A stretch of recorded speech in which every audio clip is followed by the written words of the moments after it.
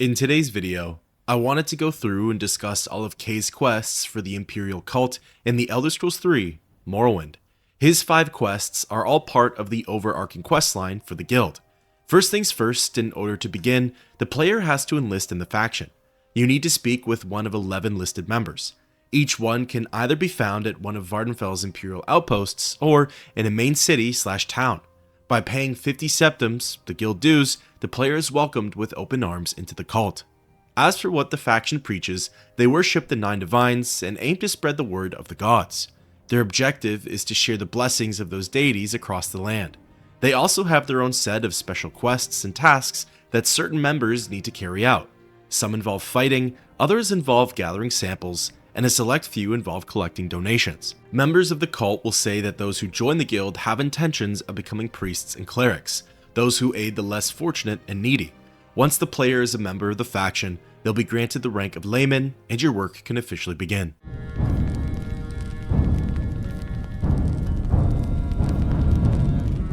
Kaye is one of the cult's staff sergeants, and he's in charge of handing out quests that deal with delivery, messages, and escorts.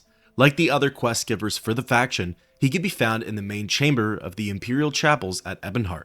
Speaking with the Red Guard, he introduces himself and asks if I'm ready to get started with his assignments. Telling him yes, the first quest is definitely a far cry off from most of Sinolian's missions. Kaye says that recently, the cult treated a high elf named Karyarl for swamp fever. After Karyarl had left, the guild discovered that a prized chapel Limeware bowl had gone missing. The leading theory is that the high elf stole it, so Kaye would like me to track him down and recover the bowl. The Red Guard suggests that I start by asking around the Altmer community, as they're a close bunch. Kaye believes that Karyarl lives along the coast somewhere, as that's where most of the mud crabs are, and that's how he would have caught swamp fever. While not a difficult sounding first quest, it's certainly a pretty interesting one. You invite someone into your home, you help them out, and they pay you back by stealing something. It's definitely every host's nightmare. As per the suggestion of Kaye, there's actually a couple of Altmer around Ebonheart that you can speak with. The one I went to was Fanildil in the lower section of Hawkmoth's Legion garrison.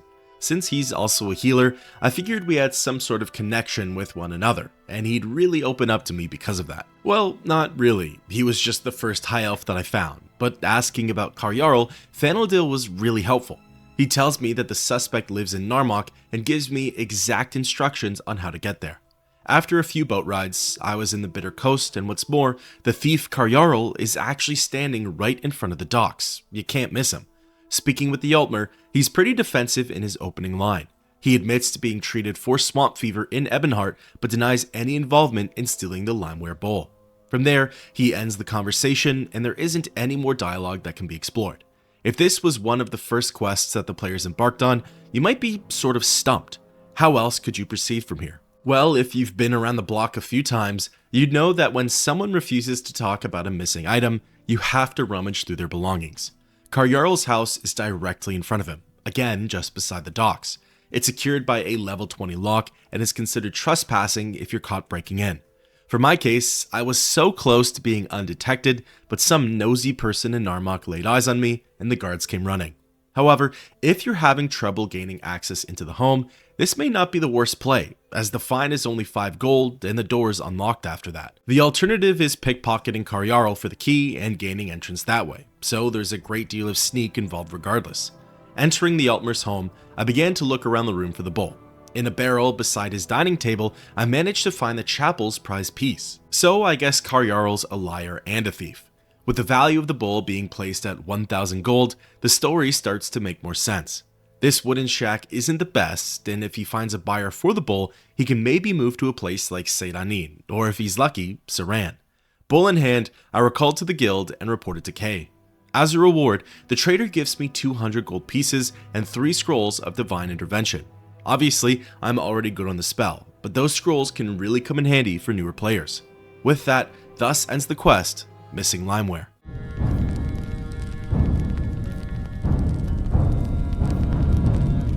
Speaking again with Kaye, he suggested that I check in regarding any possible advancements. Doing so, he ended up promoting me to the rank of Disciple. What's more, for my efforts put into the cult, he rewarded me with something called the Septim Ring. When used, the Septim Ring fortifies attack, unarmored, blunt, and speechcraft, all for 10 points for 60 seconds. It's a slightly altered and slightly buffed version of the Standaran belt. Getting into the next mission, Kaye says that someone named Nethelis in Caldera believes that their house is haunted. If that's the case, the Red Guard suggests that I find myself an appropriate weapon. Nothing basic will do the trick. I either need something enchanted or something that's made out of silver or better. Spells will also work. To help me with possible costs, Kaye hands me 200 gold and tells me to make haste. Depending on when you're doing this questline, this could be your first time dealing with the undead, hence Kaye's dialogue. There are plenty of weapon vendors around Vvardenfell, and all of the Mages Guild halls have wizards who sell spells. Essentially, anything that's not a normal weapon should be fine here. Normal is classified as steel, bone mold, iron, wood, and chitin. Interestingly, fists are not under that list, so if you've got heavy hands, let them loose at the ghost. In the town of Caldera, there's a trader named Varric Germain. Germain sells a whole assortment of silver and or enchanted weapons. A lot of them are well under the 200 gold work comp, so it shouldn't be too tricky to acquire one. Once the player is ready, Nethelis' house is practically right across from the trader's. I went up to it and noticed that it was secured by a lock. Not wanting a repeat of Karjarl's place, I located the Bosmer and sparked up a conversation. Nethelis believes that the haunting has something to do with the trapdoor in his house. His landlord said not to go down it, let alone touch it. Even though he didn't, the haunting still occurred. Nightmares and apparitions. The Wood Elf pleads with me to solve his problem and hands over the key. Entering the home, everything in the main area seems in the ordinary. However, approaching the trapdoor, it's nameplated as Hellerin Ancestral Tomb, which cannot be a good sign. These ancestral tombs house the remains of ancient Dunmer families, and if you've done your fair share of exploration, you know what's likely down there. Luckily, there are only 2 enemies present. One of them is a skeleton champion, and it's located in the first room. The second one is the ghost that's been haunting Nethelis, and it's in the second chamber. It's plated as the ghost of Gallos Hellerin, and it's only placed at level 4. Once the specter was defeated, I was all good to go. There are various items down here for the taking, but most of them aren't that valuable. Returning topside, I told the Bosmer that the ghost was taken care of.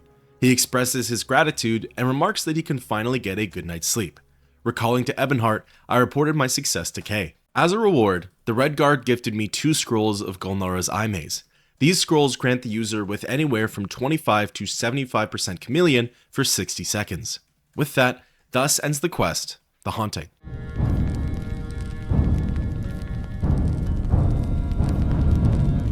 Resuming the conversation with Kaye, he gets right into the next task. The Shrine Sergeant says that once upon a time, the cult destroyed a coven of witches that were based out of Ashalmawia. However, one of the witches escaped. The Dunmer, Thelsa Dral, is believed to have sought refuge in Asha Ahi Eggmine, just south of Kuhl. The miners there say that the place is cursed, so Kaye is sending me in to exterminate the witch once and for all. Before leaving, the trader hands me 300 gold for any expenses. Content for the quests aside, you can see just how much money plays a role in the Shrine Sergeant's quests compared to the lay healer ones. Sinolian never handed me a septum, as his assignments were all about learning and establishing relationships with the people of Vvardenfell. Meanwhile, Kaye's quests are more combat heavy and involve a fair bit of gold to get by. Again, this questline seems like it's mostly aimed at beginners, as the quests haven't been too difficult and there are a lot of soft tutorials present. However, I will say, for Thelsa Dral the Witch, this was the most difficult quest for the Imperial cult yet, at least from my perspective. Reaching the egg mine was no issue. Using the guild's money, passage to Kuhl was easily paid for. From there, it was a straight shot south and directly east of Ashalmawia. Entering Asha Ahi, the miners are still here and they don't really talk about said curse or any disturbances. So, venturing through the mine, I slashed up some Kwama foragers and hacked away at the workers until finally I landed on my target. Thelsa Dral was not only hiding out in the mines, she even had her own entourage with her. Fighting by her side was a level 9 Nord barbarian named Hakon and a level 5 Dark Elf healer named Galena Gurith. Thelsa herself is level 10, and she can summon a whole bunch of creatures to aid her in the fight. Truly, the battle shouldn't have been that difficult for my character. However, those paralysis spells kept coming, and they lasted for quite some time. My health got lower than I expected, and the nerves started to rev up a bit. Luckily, at some point, I was able to break away from the close combat and take out both spellcasters without any more problems. Really, the rewards come from looting their corpses, as they have decent gear, enchanted items, and plenty of potions. When ready, I recalled to the Imperial chapels and reported to Kaye. As a reward for my efforts, the Red Guard gifted me a ring called Firestone. When used, Firestone deals 1d25 points of fire damage on touch. With that, thus ends the quest, Thelsa Dral the Witch.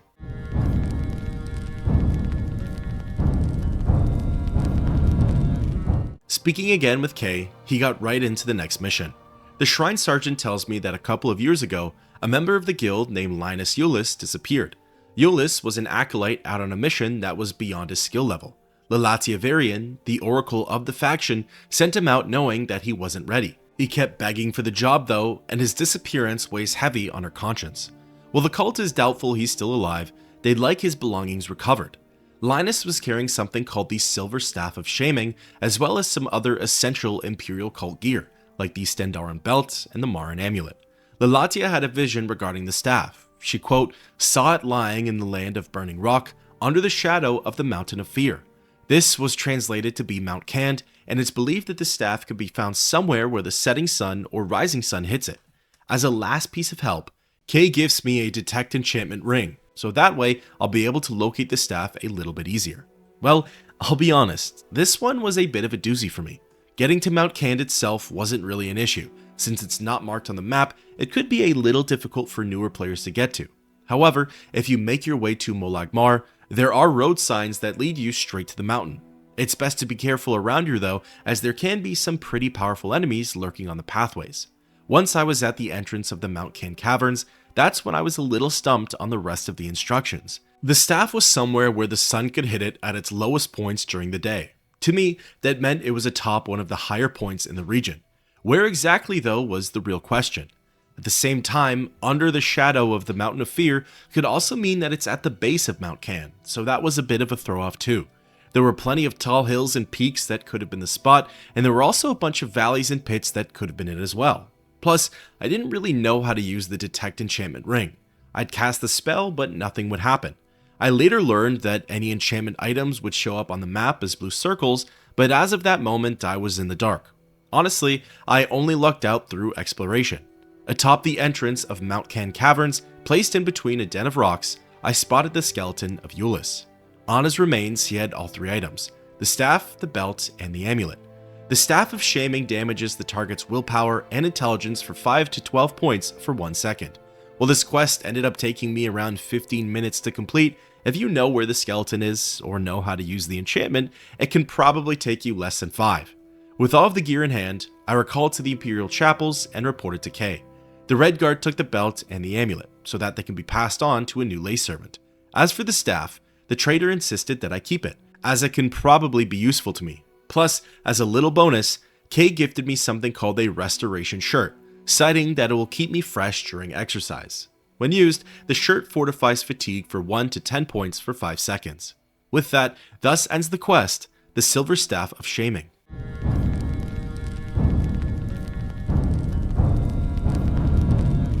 At this point, there's only one more assignment from Kaye. Speaking with him, he gets straight into it, no promotions or bonuses. Apparently, there's an Argonian named Okur who lives in Hlaoad.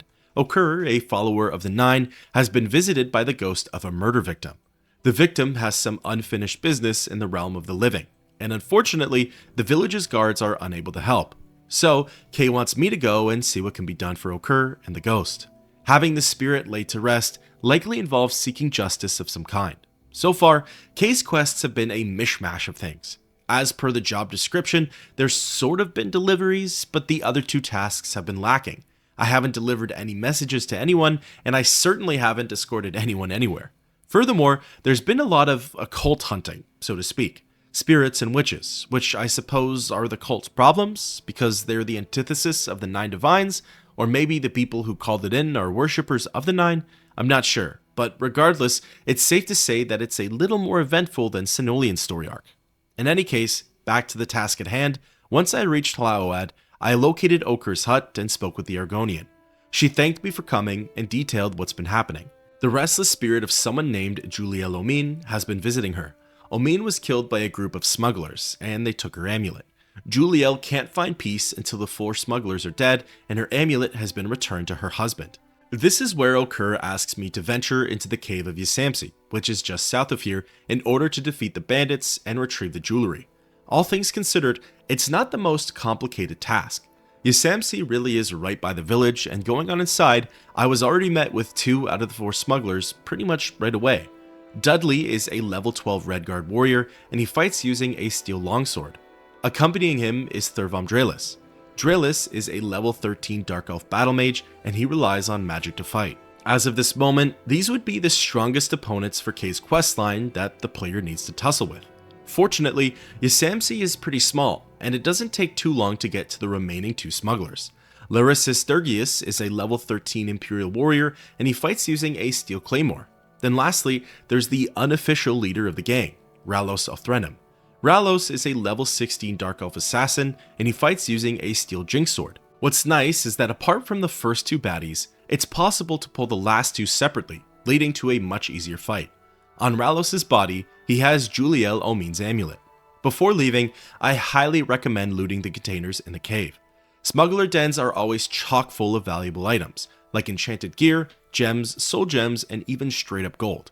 Once finished, I returned to Okur and Laoed and handed the amulet over. The Argonian said that her top priority is finding Omin's husband and handing the necklace over to him.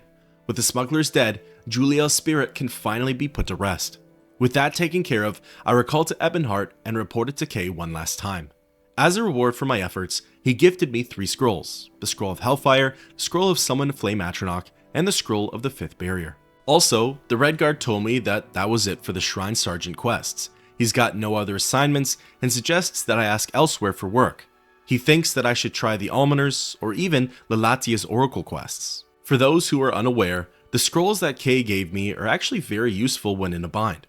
Hellfire makes the target weak to fire and deals incredible amounts of fire damage. Summon Flame Atronach is pretty self-explanatory and it lasts for 60 seconds.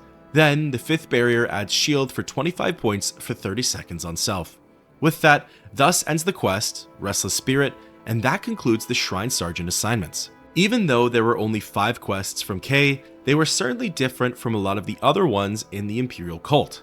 Those ones were more combat focused. While they didn't really teach the player hard skills like Sinolians did with alchemy, restoration, and unarmored, they did a good job at teaching the player soft skills. Kaye would frequently hand me some guild expenses so that way I could be prepared for the journey ahead. Whether that was for transportation or proper gear, it lets newer players know that every situation is going to be different. For example, my character is mid-20s, and I almost died to Thelsa Dral, who's over 10 levels beneath me. If I had come prepared with the right potions, scrolls, and or gear, namely something to ward off the paralysis, I think I wouldn't have had as much trouble as I did. The Shrine Sergeant's missions taught me to think about the task ahead and to prepare accordingly, as you never know what you might come up against, even as a high-level player. The next set of missions are certainly a far cry off from Kaye's, but I will tell you this, they certainly don't disappoint.